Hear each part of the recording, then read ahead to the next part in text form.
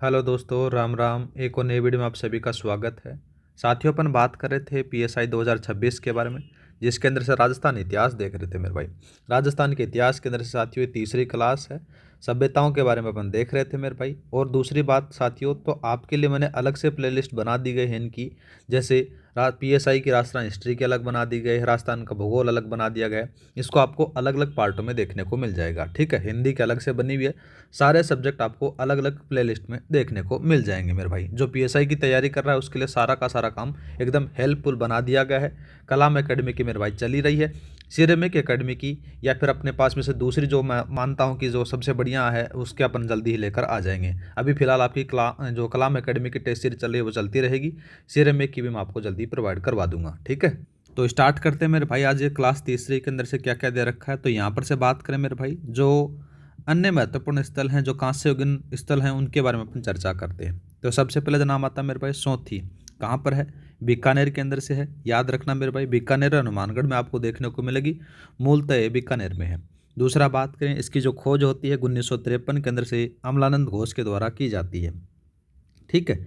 इसके उपनाम के बारे में बात करें तो साथियों, यहाँ कालीबंगा से मिलते जुलते साक्ष्य मिले तो इसको क्या कहते हैं, प्रथम कालीबंगा भी कहा जाता है। याद रख लेना, ठीक है। दूसरा बात करते हैं मेरे भाई बरोड़ सभ्यता के बारे में। बरोड़ सभ्यता मेरे भाई है कहाँ पर चाहिए? घग्गर नदी के किनारे गंगानगर में आपको देखने को मिल जाएगी। इसका स्थान कहाँ पर है? याद रखना मेरे भाई, अनूपगढ़ में देखने को मिलेगा। गंगानगर बीकानेर क्षेत्र में आपको देखने को मिल जाती है, और ये घग्गर नदी के किनारे आपको देखने को मिलती है। इसका उत्खनन करवाया जाता है 2003 में, इसका उत्खनन करवाया जाता है। यहाँ पर से साथियों 800 मन के एवं कच्ची ईंटों के मकान आपको यहाँ पर से मिले हैं, याद रखना है, ठीक है। दूसरा बात करते हैं मेरे भाई, कौन सा आता है? दूसरा जो स्थल आता है बिजनौर आता है मेरे भाई। कहाँ पर है देखो साथियों, ये आपको गंगानगर में देखने को मिलेगा, मूलतः अनूपगढ़ क्षेत्र में है। यहाँ से साथियों हड़प्पा कालीन अवशेष मिले हैं, याद रखना है। यहाँ से साथियों कंकाल का साक्ष्य भी मिला है, ये थोड़ा सा याद रख लेना। दूसरा बात करते हैं मेरे भाई कर्णपुरा। ये थोड़ा सा इंपॉर्टेंट है, याद रखना। ये कर्णपुरा है कहाँ पर से साथियों? हनुमानगढ़ भादरा में आपको देखने को मिल जाता है। ये भी साथियों हड़प्पा कालीन अवशेष यहाँ से मिले हैं। महत्वपूर्ण साक्ष्यों के बारे में अगर बात करें तो देखो साथियों, एक तो मिला मेरे भाई यहाँ पर से तांबे का दर्पण मिला है। क्या मिला है? तांबे का दर्पण मिला है। दूसरा बात करें तो साथियों तीर की नोक के साक्ष्य भी यहाँ पर से प्राप्त हुए हैं, ये थोड़ा सा याद रखना, ठीक है। अब बात करते हैं नेक्स्ट, एक सभ्यता आती है साथियों, कौन सी? ओझियाना सभ्यता आती है। ये रही मेरे भाई ओझियाना। ये है कहाँ पर मेरे भाई? वर्तमान में ब्यावर में है मेरे भाई। याद रखना पहले कहाँ पर से थी? भीलवाड़ा में आपको देखने को मिल जाती थी, लेकिन अभी आपको से पूछा जाए तो आपको ब्यावर लगा कर आना है। यह जो सभ्यता है मेरे भाई ताम्र पाषाणकालीन सभ्यता है, याद रखना है। इसकी जो खोज करते हैं मेरे भाई, कौन करते हैं? एक का नाम आता है आलोक त्रिपाठी, और दूसरे का नाम आता है BR मीणा के द्वारा इसकी खोज या उत्खनन किया जाता है। यहाँ पर से साथियों क्या साक्ष्य मिले हैं उसके बारे में बात करें तो साथियों गाय एवं बैल की सफ़ेद मर्ण मूर्ति मिली है। तो यहाँ पर से साथियों गाय और बैल की सफ़ेद मर्ण मूर्ति मिली है, ये भी थोड़ा सा याद रखना, ये थोड़ा सा, ठीक है। अब बात करते हैं मेरे भाई, बहुत इंपॉर्टेंट नाम आता है कौन सी? गणेश्वर सभ्यता। इंपॉर्टेंट लगा लो मेरे भाई, ठीक है, इंपॉर्टेंट लगा लो, इससे सवाल बहुत बार पूछे जाते हैं। सबसे पहले बात करें देखो साथियों, ये गणेश्वर सभ्यता है कहाँ पर? तो कांतली नदी के किनारे है, याद रखना है। कौन सी नदी के किनारे? कांतली नदी के किनारे है। नीम का थाना सीकर में है, याद रखना है, ठीक है। इसकी जो खोज करते हैं 1972 में करते हैं। ये खोज थोड़ी सी इंपॉर्टेंट है। कौन करते हैं? RC अग्रवाल करते हैं। रतनचंद्र अग्रवाल के द्वारा इसकी खोज की जाती है, ठीक है। और इसका उत्खनन है मेरे भाई 1977 से लेकर 1978 में RC अग्रवाल और विजय कुमार दत्त के द्वारा किया जाता है, ठीक है। ये थोड़ा सा याद रख लेना मेरे भाई। दूसरा बात करें इसका जो काल बताया जाता है, तो याद रखना मेरे भाई, इसका जो काल है गणेश्वर स्थल में 2820 ईसा पूर्व के अवशेष प्राप्त हुए हैं, याद रखना, ठीक है। इस स्थल का जो बात करें तो साथियों जो उत्खनन होता है वो 3 स्तरों में होता है। कितने स्तरों में होता है? 3 स्तरों में होता है, याद रखना। अब पहला, दूसरा, तीसरा, तीनों स्तरों के बारे में अपन चर्चा करते हैं, ठीक है। पहला बात करते हैं देखो साथियों, प्रथम स्तर आपके पास में से देखने को मिलता है। प्रथम स्तर में से आपको क्या क्या देखने को मिला उसके बारे में देखो, यहाँ पर से पहला स्तर, दूसरा स्तर, तीर्थ स्तर देखने को मिल जाता है। अगर बात करें पहले स्तर के बारे में तो साथियों आखेट साक्ष्य मिले हैं, याद रखना क्या से मिले हैं? आखेट साक्ष्य मिले हैं। और साथ ही बात करो साथियों यायावर जीवन के साक्ष्य भी यहाँ पर से मिले, मतलब कि घुमक्कड़ जीवन के साक्ष्य भी यहाँ पर से मिले हैं। और सूक्ष्म पाषाण के औजार भी यहाँ से प्राप्त हुए हैं। ये प्रथम स्तर की खुदाई में था। दूसरा बात करते हैं मेरे भाई, दूसरे स्तर में क्या होता है, धातु के प्रयोग के साक्ष्य यहाँ पर से प्राप्त हुए हैं। साथ ही बात करें तो ताम्र उपकरण के साक्ष्य प्राप्त हुए हैं। कृषि और पशुपालन के भी साक्ष्य यहाँ पर से मिले हैं, याद रखना है, ठीक है। और साथ ही बात करें तो साथियों यहाँ पर से कपिस वर्णी, ये वर्णी है, याद रखना, कपिस वर्णी मर्द भांड यहाँ से प्राप्त हुए हैं। मछली पकड़ने के कांटे भी साक्ष्य मतलब यहाँ से प्राप्त हुए हैं, याद रखना। और गोलाकार झोपड़ी भी के साक्ष्य भी यहाँ से प्राप्त हुए हैं। ये दूसरे स्तर के थे। अब बात करते हैं तीसरा स्तर। तीसरे स्तर में बात करें तो साथियों इस स्तर में सर्वाधिक तांबे के उपकरण मिले हैं। किसके मिले मेरे भाई, तांबे के उपकरण मिले हैं। सर्वाधिक विशुद्ध तांबा, जिसमें से साथियों 90% मिला है, ये भी थोड़ा सा याद रखना, ठीक है। दूसरा बात करें साथियों, इसी के कारण साथियों इसको ताम्रयुगीन सभ्यताओं की जननी कहा जाता है, याद रखना है। कौन से को कहा जाता है, यहाँ पर से देखो लिखा गया कि उपनाम ताम्रयुगीन सभ्यताओं की जननी कहा जाता है, याद रखना है। या फिर बोल सकते हैं कि पुरातत्व का पुष्कर भी इसको कहा जाता है, इस सभ्यता को, गणेश्वर सभ्यता को। दूसरा बात करें मेरे भाई, तो यहाँ पर जो मकानों का निर्माण होता था साथियों पत्थरों से होता था, ईंटों का प्रयोग नहीं हुआ था, याद रखना है, ठीक है। अब और बात करते हैं मेरे भाई जो अन्य ताम्रयुगीन स्थल है उनके बारे में। तो सबसे पहले कौन सा आता था देखो साथियों, सबसे पहले दे रखा है, यहाँ पर से किराड़ो दे रखा है। ये है कहाँ पर मेरे भाई, जयपुर में है, याद रखना। इसके अंदर से साथियों क्या देखने को मिलेगा, यहाँ पर से 28 के 2 सेट अर्थात मतलब कि 56 तांबे की चूड़ियाँ मिली हैं, याद रखना है, ठीक है। दूसरा बात करें मेरे भाई, दूसरा दे रखा है कुराड़ा, कहाँ पर है मेरे भाई, कुचामन डिडवाना में आपको देखने को मिल जाता है। 1934 में उत्खनन से साथियों तांबे की जो है सामग्री यहाँ से प्राप्त हुई है, याद रखना है। और बात करें साथियों कुराड़ा सभ्यता के बारे में, तो साथियों इसे औजारों की नगरी कहते हैं। यहाँ से तांबे की सामग्री और विशाल भंडार प्राप्त हुए हैं, थोड़ा सा याद रखना। दूसरा बात करते हैं नाम आता साथियों मलाह, भरतपुर में है, ये थोड़ा सा याद रखना।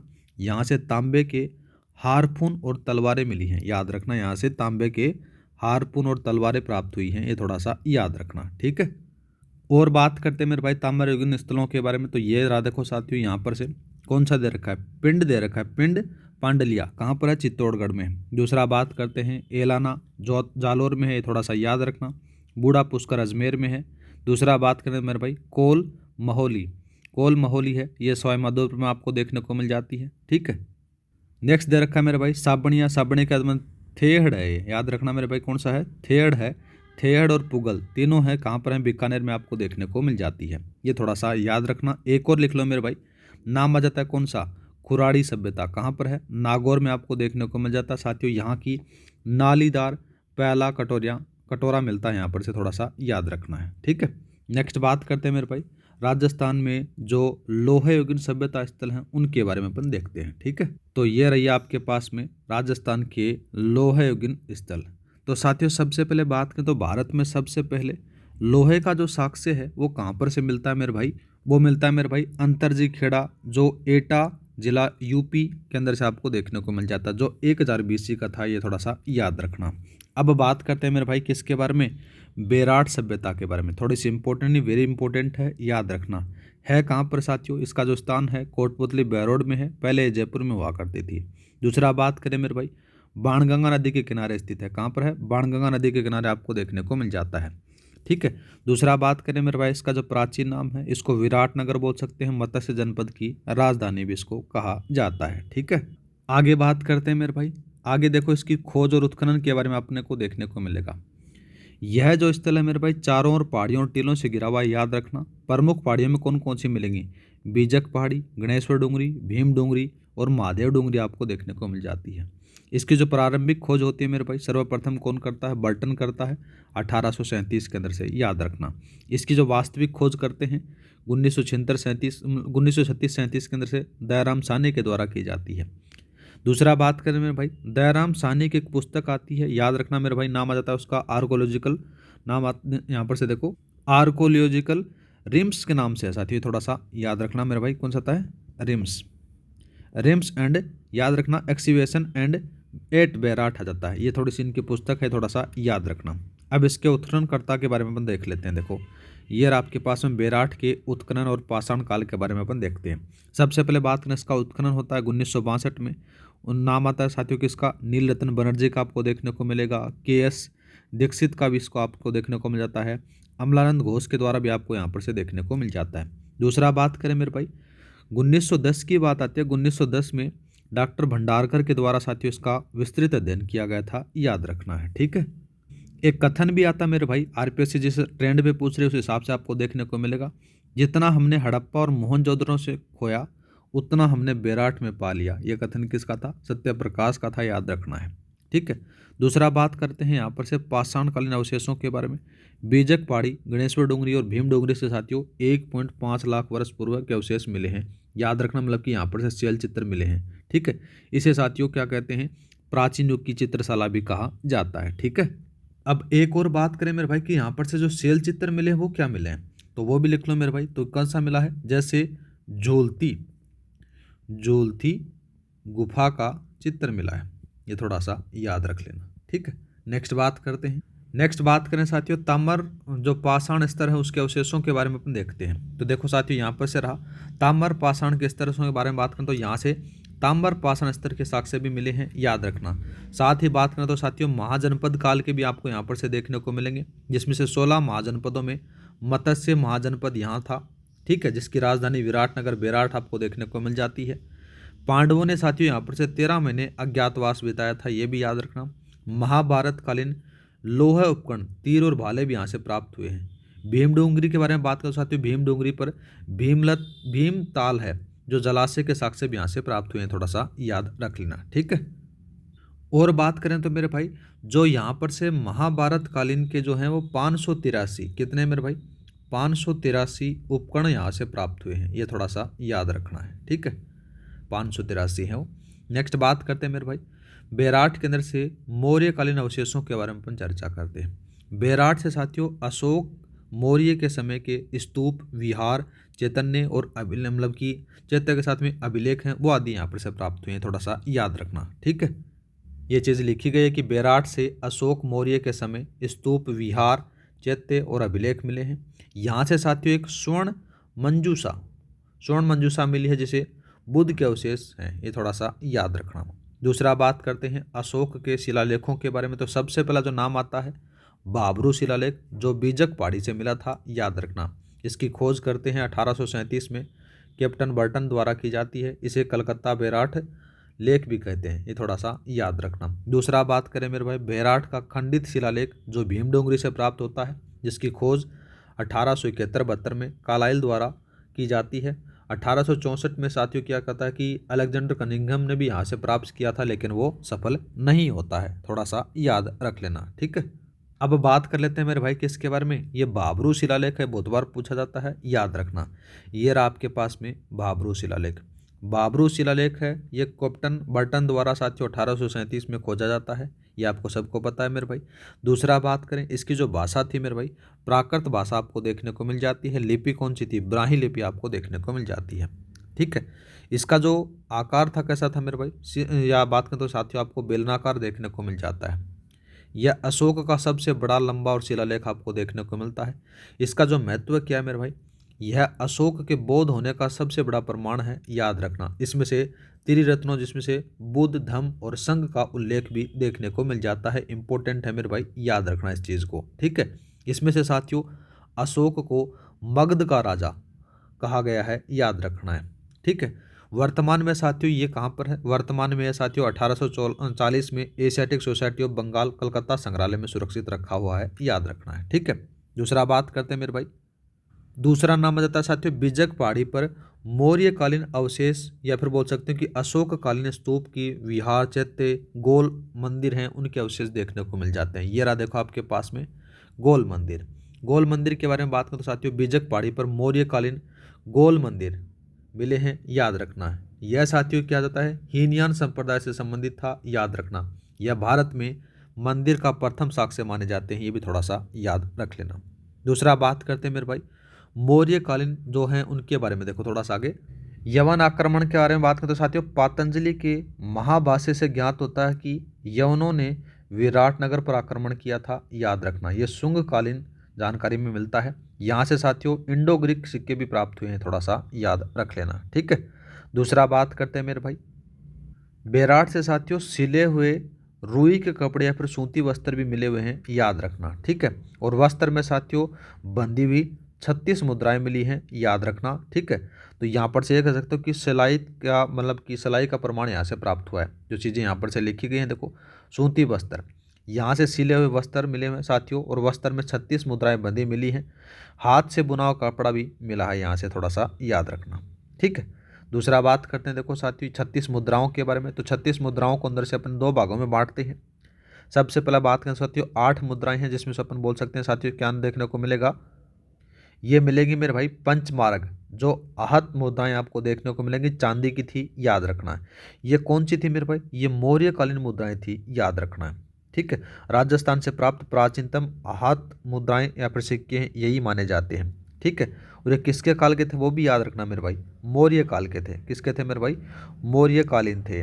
ठीक है, मौर्यकालीन मुद्रा थी, ये थोड़ा सा याद रखना है। अब बात करते हैं मेरे भाई 28 मुद्राएं। 28 मुद्राएं क्या थी मेरे भाई, ये इंडो जो ग्रीक शासक थे ना, इंडो ग्रीक शासकों की मुद्राएं थी, जिसमें से 16 मुद्राएं थे साथियों इंडो ग्रीक थी।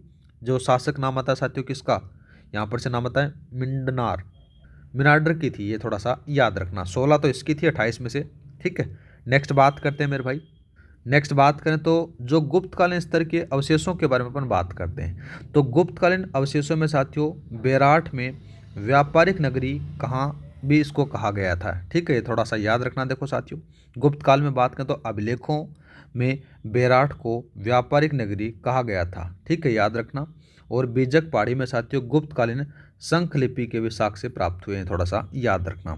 एक चीनी यात्री आता है 634 में बेराट आया था, याद रखना, हेनसांग था उसका नाम। ठीक है, दूसरा बात करें उसने बेराट के लिए साथियों पीलो मोलो शब्द का प्रयोग किया था। बहुत बार पूछा गया था, याद रखना कि पीलो मोलो किसके लिए प्रयोग किया है, किसने प्रयोग किया है, कौन सी सभ्यता के लिए किया है।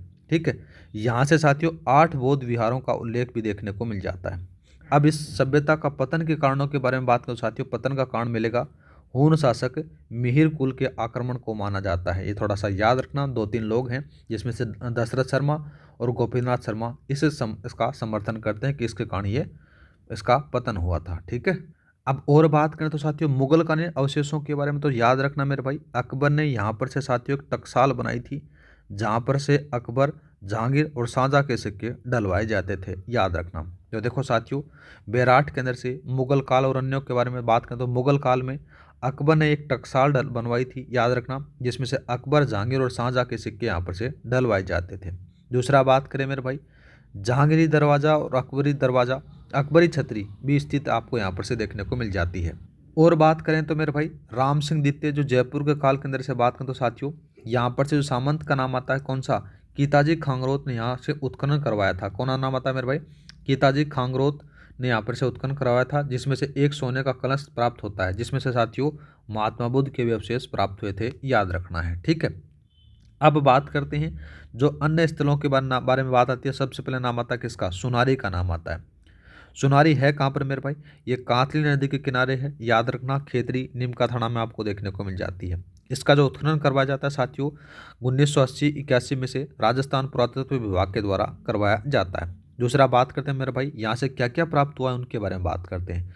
तो लोहे को पिघलाने की भट्टियों के अवशेष, प्राचीनतम अवशेष है वो यहाँ से प्राप्त हुए हैं। लोहे के तीर भी यहाँ से प्राप्त हुआ है, और कुषाणकालीन मर्द भांड की मर्ण मूर्तियाँ भी यहाँ से प्राप्त हुई है। चावल और साथियों बात करें तो चावल और घोड़े के साक्ष्य भी यहाँ से प्राप्त होते हैं, तो यहाँ पर से अपन बोल सकते हैं कि आर्य सभ्यता का समकालीन माने जाते हैं। ठीक है, दूसरा बात करते हैं मेरे भाई कौन सा, नोह सभ्यता। नोह सभ्यता है कहाँ पर मेरे भाई, ये रूपारेल नदी के किनारे भरतपुर में आपको देखने को मिल जाती है। इसकी जो खोज की जाती है 1963 के अंदर से साथियों 1963-64 के अंदर से RC अग्रवाल के द्वारा की जाती है। ठीक है, और बात करें तो साथियों इसके अवशेष क्या मिले हैं, 5 संस्कृतियों के अवशेष मिले हैं। लाल काले मर्द भांडिया से प्राप्त हुए हैं। 8.5 फीट ऊंची जाक बाबा या फिर यक्ष की मूर्ति यहाँ पर से प्राप्त हुई है, जो आपके पास में दिखा रखी है। ठीक है, दूसरा बात करें मेरे भाई 16 चक्राकार कुएं यहाँ से मिले हैं, और पक्षी के चित्रित ईंटें भी यहाँ से प्राप्त हुई हैं, याद रखना। ठीक है, जो कुषाणकालीन सिक्कों के बारे में बात हो रही है, यहाँ पर से जो कुषाणकालीन सिक्के और ईंटों के साक्ष्य भी मिले हैं, और ईंटों के ऊपर से साथियों क्या मिला है ये मैंने बता दिया कि पक्षी चित्रित ईंट प्राप्त हुई है। दूसरा बात करते हैं कौन सी, रेड सभ्यता। कौन सी आती है मेरे भाई, रेड सभ्यता। रेड सभ्यता के बारे में बात करें तो साथियों डील नदी के किनारे है, याद रखना कहाँ पर से है, डील नदी के किनारे निवाई टोंक में आपको देखने को मिल जाती है। इंपॉर्टेंट है मेरे भाई। इसकी जो खोज और उत्खनन के बारे में बात करें तो 1938 के अंदर से केदारनाथ पुरी के द्वारा की जाती है। इसका जो उपनाम बात करें तो साथियों प्राचीन भारत का टाटा नगर, लोह सामग्री के विशाल भंडार के कारण इसको कहा जाता है। अवशेषों के बारे में बात करें तो साथियों यहाँ पर से क्या मिले हैं, 115 घेरेदार कुएं प्राप्त हुए हैं। दूसरा बात करें तो मेरे भाई 3075 चांदी की आहत मुद्राएं प्राप्त हुई हैं। एशिया का सबसे बड़ा भंडार यहाँ से मिला है, ये थोड़ा सा याद रखना है, ठीक है। और बात करें तो मेरे भाई यहाँ पर से यूनानी शासक अपोलोडोटस का सिक्के भी मिले हैं। दूसरा बात करें तो मेरे भाई शीशे की मोहर जिस पर साथियों मालव जनपद लिखा था, ये थोड़ा सा गलत लिखा होगा, मालव जनपद लिखा था, ये क्या लिखा था मेरे भाई, मालव जनपद उसके ऊपर लिखा हुआ था। नेक्स्ट बात करते हैं मेरे भाई, दूसरे कौन सी आती है, नगर। नगर कहाँ पर है मेरे भाई, उनियारा टोंक में आपको देखने को मिल जाता है। प्राचीन नाम इसको साथियों मालव, या फिर याद रखना इसको साथियों क्या कहते थे, मालव कहा जाता था, ठीक है। इसको साथियों खेड़ा भी कहा जाता था, थोड़ा सा याद रखना, खेड़ा सभ्यता भी इसको कहा जाता था। इसकी जो उत्खनन करवाए जाते हैं केदारनाथ पूरी करते हैं साथियों, इसको खेड़ा सभ्यता भी कहा जाता था, याद रखना है। इसमें से अवशेषों के बारे में बात करें तो साथियों यहाँ से क्या मिला है, यहाँ से साथियों मालव जनपद की 600, याद रखना मेरे भाई 600 नहीं, हाँ 6000 है, 6000 ताम्र मुद्राएं प्राप्त हुई हैं, याद रखना, जो टकसाल के प्रमाण आपको देखने को मिल जाती हैं, ठीक है। दूसरा बात करें मेरे भाई, नाम आता है यहाँ से साथियों मतलब कि एक मुखी शिवलिंग भी मिला है। दूसरा बात करें तो साथियों यहाँ पर से गणेश और दुर्गा की मूर्तियाँ भी प्राप्त हुई हैं, ये थोड़ा सा याद रखना। दूसरा बात करते हैं मेरे भाई गुप्तकालीन काले स्टील की मतलब काले स्लेटी पत्थर की महिषासुर मर्दिनी की मूर्ति भी यहाँ पर से प्राप्त हुई है। और साथियों नैनवा बूंदी में साथियों महिषासुर मर्दिनी की जो मिट्टी है मतलब की मूर्ति है वो मिट्टी की प्राप्त हुई थी, ये थोड़ा सा याद रखना। दूसरा बात करते हैं मेरे भाई, नाम आता है कौन सा, जोधपुरा सभ्यता। जोधपुरा सभ्यता के बारे में बात करें तो साबी नदी के किनारे है। वर्तमान में साथियों आपको कहाँ पर से देखने को मिलेगा, ये कोटपुतली बहरोड जयपुर में आपको देखने को मिल जाती है। इसका उत्खनन करवाया जाता है आर.सी. अग्रवाल और विजय कुमार के द्वारा करवाया जाता है 1972 से 75 में, ठीक है। यहाँ से साथियों लोह अयस्क पिघलाने की भट्टियाँ प्राप्त हुई हैं। दूसरा बात करते हैं मेरे भाई भीनमाल के बारे में, यह है कहाँ पर से, जालोर। प्राचीन नाम इसका सिरीमाल था मेरे भाई। इसकी जो खोज करते हैं आर.सी. अग्रवाल 1953-54 में करते हैं। कभी माघ और ब्रह्मगुप्त की जन्मस्थली इसको कहा जाता है, याद रखना। हेनसांग ने इसे पीलो मोलो कहा था, याद रखना है। और यहाँ से क्या क्या प्राप्त हुआ मेरे भाई, तो याद रखना मेरे भाई, यहाँ से प्राप्त हुआ 17 सिक्के मिले हैं। और दूसरा बात करें रोमन एम्फेरो, और दूसरा बात करते हैं दुहत्ती सुराही, ये यहाँ पर से आप प्राप्त हुई है, थोड़ा सा याद रखना है, ठीक है। ये थोड़ा सा इंपॉर्टेंट है, मैं दुहत्ती सुराही है, ये इंपॉर्टेंट है थोड़ा सा, ठीक है। नेक्स्ट बात करते हैं मेरे भाई, दूसरा कौन सा दे रखा है, नेक्स्ट सभ्यता का नाम आता है मेरे भाई इसवाल नाम आता है कहाँ पर से साथियों, उदयपुर में है, याद रखना। इसका जो उत्खनन करवाया जाता है राजस्थान विद्यापीठ पुरातत्व विभाग के द्वारा करवाया जाता है, थोड़ा सा याद रखना है, ठीक है। उदयपुर के द्वारा है, वही है उसके द्वारा किया जाता है, राजस्थान विद्यापीठ पुरातत्व विभाग उदयपुर के द्वारा इसका उत्खनन करवाया जाता है। यहाँ से साथियों क्या क्या प्राप्त हुआ उसके बारे में अपन बात करते हैं। पहले तो बात करें तो साथियों जो ये है इसको औद्योगिक बस्ती के रूप में जाना जाता है, थोड़ा सा याद रखना। दूसरा बात करें मेरे भाई, इसके अंदर से साथियों 5 स्तरों में खुदाई की गई थी, जिसमें से साथियों क्या क्या मिले हैं उसके बारे में अपन बात करते हैं। तो सबसे पहला नाम आता है तो कुषाणकालीन सिक्के मिले हैं, याद रखना। दूसरा बात करें मेरे भाई ऊँट के दांत यहाँ से प्राप्त हुए हैं। दूसरा बात करें मेरे भाई लोहे पिघलाने के प्रमाण भी यहाँ से मिले हैं, ठीक है। और दूसरा बात करें साथियों इसको औद्योगिक बस्ती के रूप में स्थापित किया गया था, ये याद रख लेना, ठीक है। अब जो नेक्स्ट आती है मेरे भाई वो कौन सी आती है, रंगमहल सभ्यता आती है। रंगमहल क्यों कहते हैं मेरे भाई, लाल रंग के पात्रों पर काला रंग होने के कारण साथियों इसको रंगमहल कहा गया था। है कहाँ पर से साथियों, ये हनुमानगढ़ में आपको देखने को मिल जाती है, ये रही आपके पास में हनुमानगढ़ के अंदर से, ठीक है। इसका जो उत्खनन करवाया जाता है, और बात करें साथियों इसका जो उत्खनन होता है 1952 से 54 में होता है, स्वीडिश दल होता है और वो हनारिड के नेतृत्व में होता है। इसके सहयोगी होते हैं मेरे भाई, एक का नाम आता है होलगर आता है, दूसरे का आता है साथियों एरस्किन आ जाता है। ये 2-3 सहयोगी हैं तो इसके अंदर से यहाँ से साथियों 3 स्तरों में उत्खनन करवाया जाता है, याद रखना, ठीक है। इसको अपन आगे देखेंगे। और साथियों इसका जो नामकरण है वो मैंने बता दिया कि नामकरण क्यों पड़ा था। यहाँ पर से साथियों 3 स्तरों में उत्खनन करवाया जाता है, तो यहाँ पर से पाषाण काल से कुषाण काल तक के अवशेष यहाँ पर से प्राप्त हो जाते हैं, ठीक है। अब बात करें देखो साथियों यहाँ से प्रमुख अवशेष क्या क्या प्राप्त होते हैं, तो सबसे पहले बात करें गुरु और शिष्य की मर्ण मूर्तियाँ यहाँ से प्राप्त हुई हैं, याद रखना। दूसरा बात करते हैं गुलाबी, लाल और गुलाबी हम मर्दबांड यहाँ से प्राप्त हुए हैं, ठीक है। और बात करें तो मेरे भाई रंगमहल से साथियों अजयपाद की मूर्ति भी प्राप्त हुई है, याद रखना। देखो साथियों ये रही अपने पास में से अजयपाद की मूर्ति, मुख बकरे का, शरीर मानव का और साथियों पैर हाथी का आपको देखने को मिल जाता है। दूसरा बात करते हैं गंधर्वधारी कर्षण भी यहाँ से प्राप्त हुआ है, याद रखना, ठीक है। और बात करें तो मेरे भाई याद रखना, धियस्त संयुक्त शिव की मूर्ति भी प्राप्त हुई है, जो राजस्थान की एकमात्र है, याद रखना। दूसरा बात करें मेरे भाई मुद्राओं के बारे में, तो 105 हैं वो कुषाण कालीन मुद्राएं प्राप्त हुई हैं, जो कनिष्क प्रथम और तृतीय की आपको देखने को मिल जाती है। ब्राह्मी लिपि में साथियों यशोदा लिखी प्रतिमा भी यहाँ से प्राप्त हुई है। और बात करें तो साथियों गांधार शैली की मूर्तियाँ यहाँ से प्राप्त हुई हैं, और घंटाकार मर्द पात्र है वो भी यहाँ से प्राप्त हुआ है, याद रखना, ठीक है। एक दो और लिख लो फिर मेरे भाई। यहाँ से जो टोंटीदार, कौन सा मेरे भाई, टोंटीदार, टोंटीदार घड़े मिले हैं, ठीक है। तो यहाँ पर से टोंटीदार घड़े मिले हैं, ये भी थोड़ा सा याद रखना है, ठीक है। नेक्स्ट बात करते हैं मेरे भाई, नेक्स्ट कौन सी आती है, देखो नगरी सभ्यता कहाँ पर से है। स्थान के बारे में बात करें, बेडस नदी के किनारे है, चित्तौड़गढ़ में आपको देखने को मिल जाता है। इसका जो प्राचीन नाम है मेरे भाई, इसको मध्यमिका कहा जाता था, ठीक है। तो इसके अंदर से बात करें, देखो साथियों इसका जो महत्व है, राजस्थान का प्रथम उत्खनन स्थल है, याद रखना 1904 में इसको खोजा गया था। अब बात करते हैं इसके उत्खनन किस प्रकार से होता है मेरे भाई। तो सबसे पहले बात करें तो 1871-72 के अंदर से साथियों नाम आता है कालाइल के द्वारा खोजा गया था। दूसरा बात करें 1904 में साथियों डी आर भंडारकर के द्वारा किया गया था। और 1915-16 के अंदर से बात करें तो नाम आता है साथियों सुंदर राजन द्वारा किया गया था। ज़्यादा कोई खास है नहीं, लेकिन वैसे बात करें तो ASI बोले तो भारतीय पुरातत्व सर्वेक्षण विभाग के द्वारा साथियों 1962 में इसका उत्खनन किया जाता है, थोड़ा सा याद रखना, ठीक है। और बात करें तो साथियों पाणिनि ने साथियों अष्टधाई में इसका उल्लेख किया गया था, सिवी जनपद को राजधानी बताया था, याद रखना, ठीक है। नेक्स्ट बात करते हैं मेरे भाई जो अवशेषों के बारे में, देखो क्या क्या चीज़ें मिली। यहाँ से साथियों आहत सिक्के और सिवी जनपद के सिक्के प्राप्त हुए हैं।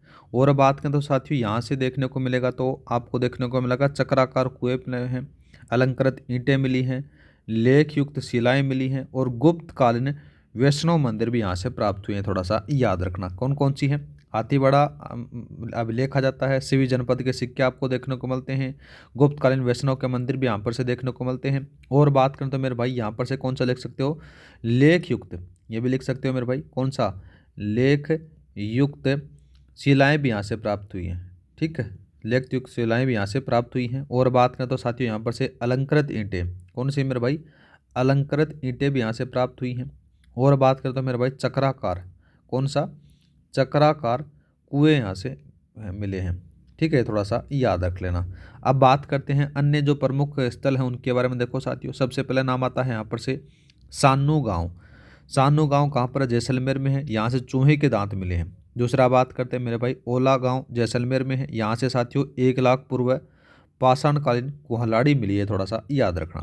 दूसरा बात करते हैं जूना खेड़ा, पाली में आपको देखने को मिल जाता है। दूसरा बात करते हैं कोटड़ा सभ्यता, झालावाड़ में आपको देखने को मिलती है। नाडोल सभ्यता साथियों पाली में आपको देखने को मिल जाती है। इसके बारे में बात करते हैं, इसका जो उत्खनन करवाया जाता है 1883-84 में साथियों किसके द्वारा, यहाँ पर से नाम आता है HW गेरिक के द्वारा करवाया जाता है। दूसरा बात करते हैं मेरे भाई, दूसरा कौन सा दे रखा है, गुराना, ये थोड़ा सा याद रखना मेरे भाई, गुराना सिक्कर में है, जिसके अंदर से साथियों 2744, कितने हैं, 2744 चांदी के पंचमारक सिक्के प्राप्त हुए हैं, ये थोड़ा सा याद रखना। पंचमारक बोल सकते हैं, आहत मुद्राएं भी बोल सकते हैं। दूसरा बात करते हैं मेरे भाई कौन सा, दूसरा आ जाता है मेरे भाई बयाना भरतपुर में, बयाना प्रशस्ति में आपको देखने को मिलता है और गुप्तकालीन सिक्के मिलती हैं। एक आता है मेरे भाई कौन सा, जहाजपुर भीलवाड़ा में साथियों यहाँ पर से क्या मिला है, मध्यकालीन अवशेष भी यहाँ पर से मिले हैं, महाभारतकालीन अवशेष यहाँ से प्राप्त हुए हैं, थोड़ा सा याद रखना, ठीक है। और बात करें तो मेरे भाई राजस्थान में आर्य सभ्यता के जो अवशेष क्षेत्र हैं उसके बारे में अपन देख लेते हैं। तो देखो साथियों क्या क्या चीज़ें देखने को मिलेगी। आर्य सभ्यता के जो अवशेषों के बारे में बात करें तो साथियों चक 64 मिल जाता है। चक 64 के बाद में दूसरा नाम आता है मेरे भाई कौन सा, डी करा जाता है, ये अलवर में आपको देखने को मिलता है। दूसरा बात करें मेरे भाई कौन सा दे रखा है, डोडा थोरा, ये बीकानेर में आपको देखने को मिल जाता है। दूसरा बात करते हैं मेरे भाई नाम आता है कौन सा, तरखान वाला डेरा, ये आपको कहाँ पर से देखने को मिलेगा मेरे भाई, ये आपको गंगानगर में देखने को मिल जाता है। ये देखो एक तो ये और एक ये तीनों के तीनों साथियों कहाँ पर से हैं, गंगानगर में मेरे भाई, कहाँ पर में, गंगानगर में आपको देखने को मिल जाती है। ठीक है, थोड़ा सा याद रख लेना। और गुप्तकालीन क्षेत्रों के बारे में बात करें तो कौन कौन सी, रंगमल आ गई, रंगमल के साथ में बड़ा पोल आ गया, ठीक है, बड़ा पोल के साथ में दूसरा था कौन सा था, पीलीबंगा नौनारगढ़ में आपको देखने को मिल जाती है, बैराठ जयपुर में आपको देखने को मिल जाती है, और नगर टोंक में आपको देखने को मिल जाती है, थोड़ा सा याद रख लेना। ठीक है मेरे भाई, तो आज के लिए इतने ही, मिलते हैं नेक्स्ट वीडियो में। जय हिंद जय भारत। इस क्लास की जो PDF है आपको टेलीग्राम पर मिल जाएगी, टेलीग्राम का लिंक डिस्क्रिप्शन में दे रखा है, वहाँ पर जाकर आप डाउनलोड कर लेना।